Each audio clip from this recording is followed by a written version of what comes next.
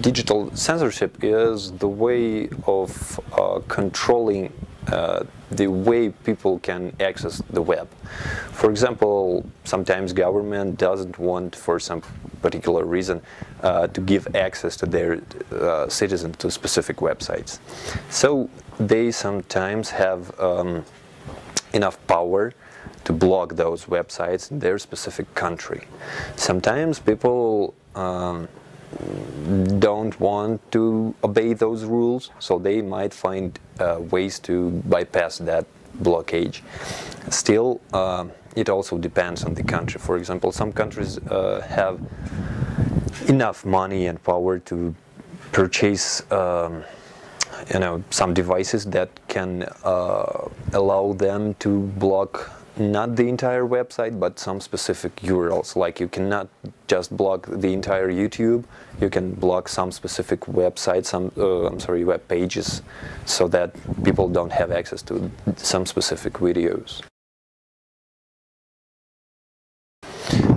Mainly because they are afraid of whatever. For example, usually, as far as I know, government tend to block access to the web in non-democratic countries. In countries where dictatorship is ruled, countries that are ruled by dictators, because they don't want people to see too much truth. Because you see, you can, as government, control mass media. You can control television, you can control newspapers, radio, but you cannot control the web, because it's a decentralized thing. It does not belong to a single person or to a single country or to a single community. Internet is somehow like it belongs to everyone and to no one at the same time. So that's why people, government might want to block the access to some specific websites, because there might be found some things that they don't want to be found. Well, for sure, it's China. China, they have so-called Great China Firewall. This is the thing that they spent a lot of money on this, first of all. It's not that easy, it's not that cheap. You have to spend a lot of money to block access to major websites like Facebook, Google, YouTube, for a specific country. So what they did is they spent a lot of money, a lot of resources to make that firewall work, but also they are not that stupid to not give people other options. Because if you just say, well, let's say from tomorrow, you are not allowed to access Facebook, you will start wanting to access Facebook as much as you've never wanted before, because what is not allowed is always wanted most.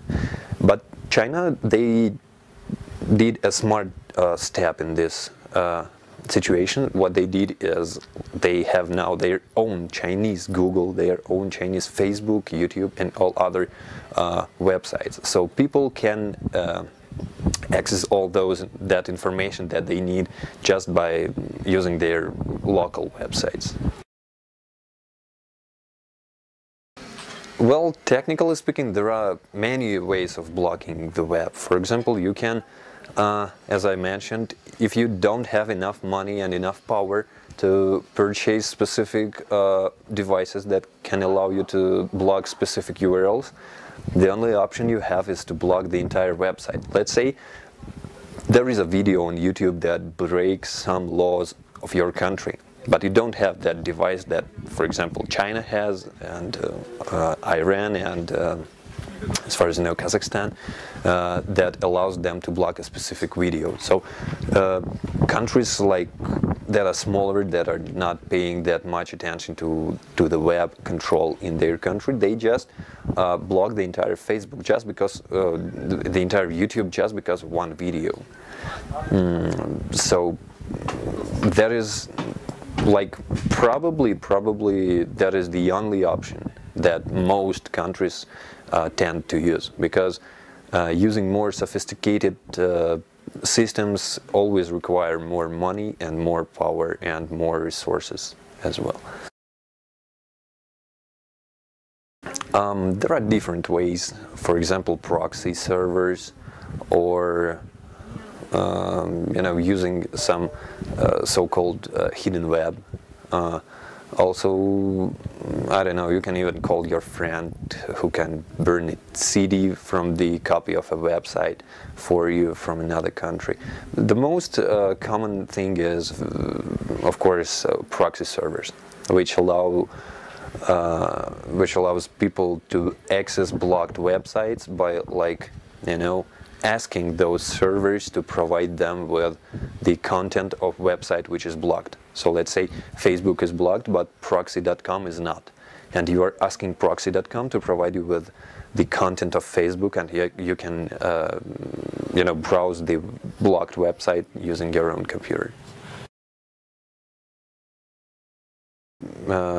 I don't have really that much information in this field, because, you know, every country has their own law, their own, you know, rules, and some websites that can be accessed from all countries can be blocked in a specific country. But here I can add that, for example, in Kyrgyzstan we had a problem about maybe 2 years ago, when Kazakhstan did not have that device that I mentioned that can allow you to block a specific URL, and there were a couple of blogs which were like, you know, forbidden by the government because they contained some, I'm not sure, some political stuff which was not allowed by the country. So what they did, they completely blocked the Blogger and LiveJournal websites. The problem is that other countries also were harmed by that step. For example, in our country, in Kyrgyzstan, we could not download attachments, because by blocking one website, you cannot just block a website, you block an IP address, which is not really the same. And when you block that IP address, you can block multiple services that may be you know, pointed to the same IP address. Of course, I do believe that it can, because in sometimes it is better not to show people all the truth. Again, speaking about my country, a couple of years ago we had some sort of a massacre in the southern part of our republic. And what I personally disliked about the situation, of course, the situation is nothing to like, but one thing regarding the internet was that there were videos and some you know, articles about details of that massacre, which are not really, they were violent, they were probably waking some aggression in other people. And probably blocking such videos might lead to less resonance of that situation in the community, between people. Well, again, it depends on the government. If government is smart enough, they can. Of course, you want to block some things in the web, but you cannot block all the web. And the sad thing is that not all countries understand that. So instead of blocking a specific page, they prefer to block the entire website, which can be really useful. Again, speaking about YouTube, it has millions of useful videos, and probably 1% of all videos can be harmful. But government, sometimes they are not thinking about the consequences, so they may prefer to block the entire website instead of spending money on more sophisticated tools of censoring the web.